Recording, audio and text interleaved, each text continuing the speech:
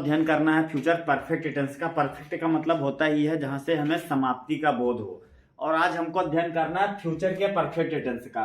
तो चलिए जान जाते हैं कि हम कैसे पहचानेंगे कि ये फ्यूचर का परफेक्ट टेंस है। जब तक कि आप टेंस की पहचान नहीं कर पाओगे आप ट्रांसलेशन बना ही नहीं सकते। तो सबसे मुख्य और जरूरी बात है कि जो हिंदी के वाक्य हैं सबसे पहले हम उनको पहचाने कि ये किस टेंस के अंतर्गत आते हैं, किस काल में आते हैं। तो जब आप टेंस को पहचानना जान जाओगे, तो जब आप पहचान जाओगे कि फ्यूचर कंटिन्यूअस है, फ्यूचर परफेक्ट है, तो आप उनके सारे नियम लगा दो, बस आपका ट्रांसलेशन बनकर तैयार हो जाता है। तो सबसे मेन बात क्या होती है, टेंस को पहचानना। चलिए पहचानते हैं फ्यूचर परफेक्ट टेंस को। ऐसे वाक्यों के अंत में चुका होगा, चुकी होगी, चुके होंगे आदि शब्द आता है। अब चुका होगा, चुकी होगी, चुके होंगे, इनसे ये तात्पर्य है कि जो कार्य है आपका वह समाप्त हो चुका होगा। वो भी कब समाप्त हो चुका होगा, भविष्य में ही कार्य की समाप्ति होने का बोध है। मतलब कोई ऐसा कार्य जो भविष्य में ही शुरू हुआ और भविष्य में ही समाप्त हो जाएगा। तो इस प्रकार के कार्यों का जिनमें भविष्य में कार्य की समाप्ति का बोध होता है फ्यूचर परफेक्ट टेंस के अंतर्गत आते हैं। अब जब आप पहचान गए कि ये टेंस फ्यूचर परफेक्ट टेंस है, तो फिर नियम उसके क्या होंगे कि हम उनको किस प्रकार से अंग्रेजी में बनाएं हिंदी के वाक्यों को। तो नियम क्या है कि कर्ता के तुरंत बाद शैल हैव या विल हैव तथा उसके तुरंत बाद क्रिया की थर्ड फॉर्म प्रयोग की जाएगी। शैल हैव और विल हैव, ठीक, का प्रयोग सब्जेक्ट के तुरंत बाद होगा। और आपको पता ही है, पिछली वीडियो में भी आपने देखा होगा कि फर्स्ट पर्सन जो होता है, फर्स्ट पर्सन, इसके साथ शैल है, second plus third person, second एवं थर्ड पर्सन, इसके साथ विल है। दूसरी बात ध्यान देने वाली, चाहे थर्ड पर्सन हो चाहे सिंगुलर सब्जेक्ट हो, सभी के साथ हैव का ही प्रयोग होगा। मतलब शैल हैव और विल हैव। शैल हैव का प्रयोग फर्स्ट पर्सन, फर्स्ट पर्सन में आता है आपका आई और बी, मतलब मैं, हम। फिर सेकेंड पर्सन के साथ विल हैव का प्रयोग होगा। आप सेकेंड पर्सन और थर्ड पर्सन में क्या आता है, यू आपका आता है सेकेंड पर्सन में, यू आता है सेकेंड पर्सन में, तथा यू को छोड़कर ही, सी, it, they, he, C, it, दे, ये सभी किसमें आते हैं, थर्ड पर्सन में। तो इन सभी के साथ में ही, सी, इट, दे के साथ में हम विल हैव का प्रयोग करेंगे तथा आई और बी के साथ में हम शैल हैव का प्रयोग करेंगे। तो आई थिंक आप लोग जान गए होंगे किसके साथ हम किसका प्रयोग करेंगे। ठीक, तो अब हम उदाहरण पर आते हैं सीधे। अब सीधे हम ट्रांसलेशन बनाते हैं। देखिए क्या लिखा है, वह इस समय तक भोजन कर चुका होगा। कर चुका होगा मतलब जो कार्य है वो समाप्त हो चुका। किस टेंस में समाप्त हो चुका, फ्यूचर में। मतलब जो वर्क परफेक्ट हुआ है, पूर्ण हुआ है, वो फ्यूचर में हुआ है। तो अब हम इसको ट्रांसलेशन बनाएंगे, ही थर्ड पर्सन है और थर्ड पर्सन के साथ अभी हमने बताया कि आप किसका प्रयोग करेंगे, विल हैव का। ही विल हैव, वह इस समय तक भोजन कर चुका होगा। He will have eaten food, he will have eaten food by this time, by this time. अब देखिए इस ट्रांसलेशन में जब हमने इसका ट्रांसलेशन बनाया तो कोई विशेष कार्य इसमें नहीं हुआ है। अभी हमने जैसा कि बताया कि विल हैव, देखिए यहां पर हमने क्या लिखा, कर्ता के तुरंत बाद, कर्ता इसमें क्या है, ही क्या है इसमें, कर्ता है, और उसके तुरंत बाद किसका प्रयोग, विल है, तथा शैल है। तो यहाँ पर ही, सी, इट, दे और यू के साथ विल हैव का प्रयोग होता है। तो हमने जो कर्ता ही लिखा तो उसके तुरंत बाद विल हैव का प्रयोग किया। उसके तुरंत बाद क्रिया की थर्ड फॉर्म प्रयोग की जाएगी, ईट का थर्ड फॉर्म ईटन, ठीक। फिर ऑब्जेक्ट, और इस समय तक बाय दिस टाइम, जहां पर हमें समय का बोध होता है वहां पर हम बाई का प्रयोग करते हैं, ठीक। समय का हमें जहां पर जिस वाक्य में बोध हो तो हम वहां पर बाई का प्रयोग करते हैं। समझ में आया। तो कोई विशेष काम इसमें नहीं हुआ। अब हम दूसरा एग्जाम्पल देखते हैं, राइट डाउन। देखिए हमने दूसरा एग्जाम्पल यहाँ पर लिखा है, मैं कल तक इस किताब को पढ़ चुका हूंगा। अब यहाँ पर जो आपका सब्जेक्ट आया वो आई आ गया, मैं फर्स्ट पर्सन में। तो हम इसके साथ बेटा शैल हैव का प्रयोग करेंगे, आई शैल हैव, ठीक। और उसके जस्ट तुरंत बाद वर्ब का third form red. Spelling same रहती है लेकिन इसका जो प्रोनाउंसिएशन है वो रेड किया जाता है, लिखा रीड रहता है, स्पेलिंग सेम रहती है, रीड रेड रेड, लेकिन इसका उच्चारण रेड किया जाता है। तो I shall have read this book,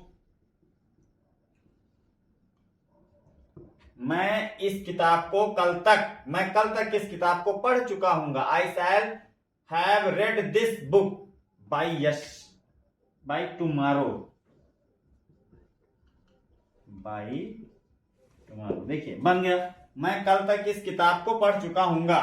screenshot ले लीजिए या इस एग्जाम्पल को नोट कर लीजिए, बहुत इंपॉर्टेंट है। एग्जाम्पल लिखा है, चोर प्रातः काल तक चोरी कर चुके होंगे, ये भी फ्यूचर परफेक्ट टेंस है, चुके होंगे, भविष्य की बात है पूर्ण होने की।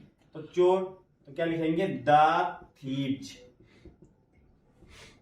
थीव जिसमें क्या है, सब्जेक्ट है, तो इसके तुरंत बाद हम विल हैव या शैल हैव का प्रयोग करेंगे सब्जेक्ट के अकॉर्डिंग। तो जो थीव जो थर्ड पर्सन में आता है तो विल हैव का प्रयोग होगा। द थीव्स विल हैव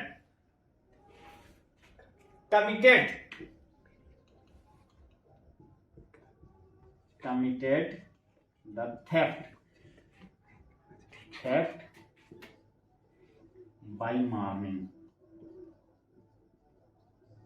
देखिए, देखने में सेंटेंस थोड़ा टफ लग रहा था, चोर प्रातः काल तक चोरी कर चुके होंगे, लेकिन सारे नियम को यदि हम ध्यान में रखें तो कुछ भी टफ नहीं है। The thieves will have committed the theft by morning, चोर प्रातः काल तक चोरी कर चुके होंगे।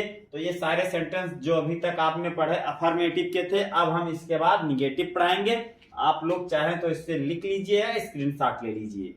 अब हम पढ़ाएंगे निगेटिव का एग्जांपल। निगेटिव के नियम क्या होते हैं, यहाँ व्यवस्था इस प्रकार होती है। सबसे पहले हम सब्जेक्ट लिखेंगे, फिर विल या शैल सब्जेक्ट के अकॉर्डिंग। अगर फर्स्ट पर्सन का सब्जेक्ट आई या बी है तो हम विल हैव का प्रयोग करेंगे, सॉरी शैल हैव का प्रयोग करेंगे, और अगर सेकेंड और थर्ड पर्सन का सब्जेक्ट है तो हम विल हैव का प्रयोग करेंगे। ठीक, तो देखिए यहाँ पर क्या लिखा है, वह शाम तक गांव नहीं पहुंच चुका होगा। अब इसमें देखो वह क्या है, सब्जेक्ट है। तो सबसे पहले यहाँ इस फार्मूले के तहत हम आपको बना कर दिखाएंगे।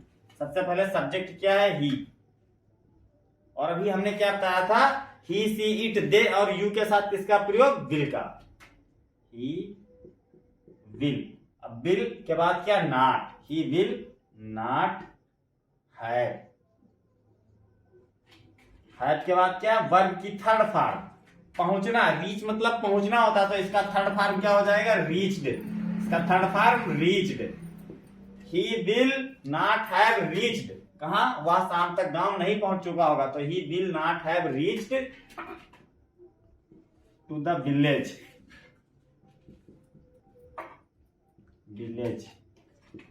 बाय यूनिंग।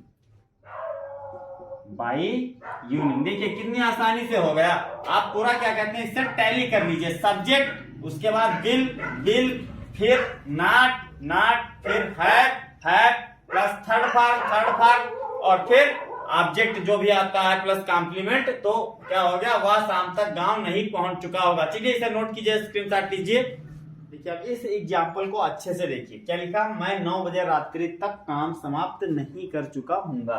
तो ऐसे ही हम इसको भी बनाते हैं, subject plus will shall. Subject इसमें आई है, क्या लिखेंगे, आई। अब आई और वी के साथ शैल का प्रयोग होता है, आप जानते ही हैं, आई शैल। देखिए क्या लिखा, आई शैल, और उसके तुरंत बाद नॉट, तो आई शैल नॉट हैव। अब प्लस वर्ब का थर्ड फॉर्म है के बाद तो फिनिश का थर्ड फॉर्म होता है बेटा, finished. I shall not have finished the work. कितने बजे तक, मैं 9 बजे रात्रि तक, तो टिल तक आया है तो टिल कर दो, टिल 9 PM, बस हो गया, टिल 9 PM कर लिख दो। I shall not have finished the work till 9 PM। एकदम आसान है, और आसान ये तब होगा जब आप प्रैक्टिस करोगे। जितना ज्यादा प्रैक्टिस करोगे उतना ज्यादा परफेक्ट होगे।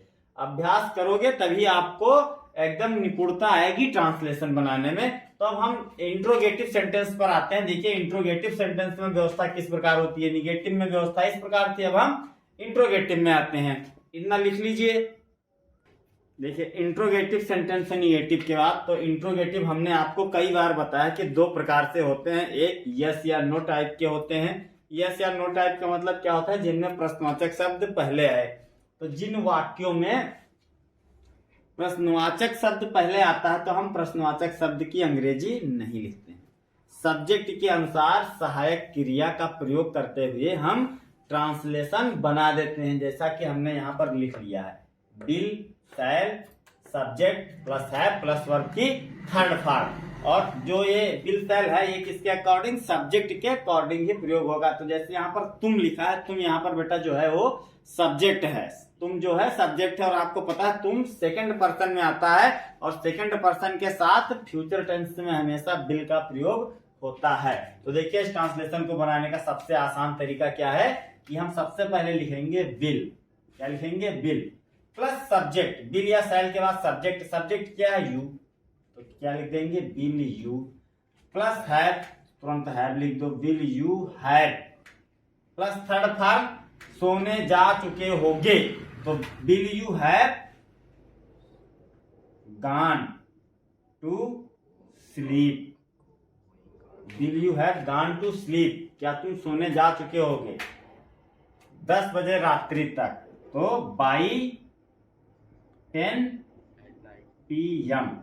देखिए will you have gone to sleep by 10 PM हो गया, एकदम इजीली। देखने में तुमको टफ लगेगा लेकिन जब तुम नियम के अनुसार बनाओगे, नियम पढ़कर बनाओगे तो एकदम आसान हो जाएगा। चलिए इसी के साथ दूसरा हम एग्जाम्पल देखते हैं, तब तक कि इसको इतना नोट कीजिए। मैं यहाँ पर नेक्स्ट एग्जाम्पल लिखा है, क्या मैं 1 बजे मध्याह्न भोजन कर चुका होऊंगा।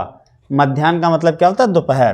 तो सबसे पहले इनमें क्या हम देखेंगे, सब्जेक्ट मैं है तो शैल का ही प्रयोग होगा इसके साथ, शैल। फिर किसका बाद, सब्जेक्ट, तो सब्जेक्ट क्या है, आई, शैल आई, फिर हैव, तो हैव लिख दो, शैल आई हैव। वर्ब का थर्ड फॉर्म तो taken, shall I have taken lunch,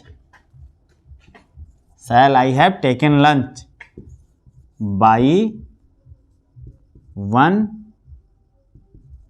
PM। देखिए बन गया, shall I have taken lunch by 1 PM। एकदम इजीली तरीके से बन गया है। अब हम 1-2 एग्जाम्पल और देखेंगे, बस हमारा वीडियो पूरा हो जाएगा। ठीक, तो इसको नोट कर लीजिए स्क्रीनशॉट। क्या वह सोमवार तक अपना अध्ययन पूर्ण नहीं कर चुकी होगी। इंट्रोगेटिव और निगेटिव दोनों है, तो हमने कई बार बताया है जहां पर सेंटेंस इंट्रोगेटिव प्लस निगेटिव हो तो वहां सब्जेक्ट के तुरंत बाद हम नॉट का प्रयोग कर देते हैं, सब्जेक्ट के तुरंत बाद नॉट का प्रयोग करते हैं। तो चलिए इसे हम ट्रांसलेशन बनाते हैं इसका। तो क्या है, क्या वह सोमवार तक अपना अध्ययन पूर्ण नहीं कर चुकी होगी, तो क्या लिखेंगे, विल। सबसे पहले विल। ठीक, विल के बाद सब्जेक्ट आता है तो सब्जेक्ट लिख देंगे सी, विल सी, और इसके तुरंत बाद not, will see not have, will see not have. फिर वर्ब का थर्ड फॉर्म पूर्ण तो completed, will see not have completed अपना अध्ययन तो her studies, will see not have completed her studies. Studies कब तक, मंडे तक, तो बाई मंडे। देखो कितनी आसानी से बन गया, will see not have completed her studies by Monday. तो बस आज के लिए बस इतना ही, कल मिलते हैं नेक्स्ट ट्रांसलेशन में। तब तक के आप लोग अभ्यास करते रहिए और पढ़ते रहिए।